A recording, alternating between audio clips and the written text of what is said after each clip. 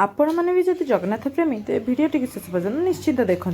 रथयात्रा प्रश्न 1 रथयात्रा क्यों ओडिया मासरे पालन कराए? उत्तर आषाढ़ मास शुक्ल पक्ष द्वितीय तिथि। प्रश्न 2 बड़ देउल गुंडीचा मंदिर पर्यटन यात्रा महाप्रभु क्यों यात्रा कहुए? उत्तर गुंडीचा यात्रा। प्रश्न 3 गुंडीचा मंदिर बड़ देउल पर्यटन महाप्रभु यात्रा क्यों यात्रा कहुए? उत्तर बाहुड़ा यात्रा। प्रश्न 4 महाप्रभु माउसी माँ घरे केते दिन रहंती? उत्तर 9 दिन।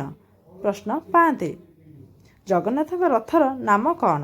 उत्तर नंदीघोष। प्रश्न 6 बलभद्र रथर नाम कौन? उत्तर तालध्वज। प्रश्न 7 सुभद्रा रथर नाम कौन? उत्तर दर्पदलन बा देवदलन। प्रश्न 8 रथयात्रार अन्य नाम कौन? उत्तर घोषयात्रा।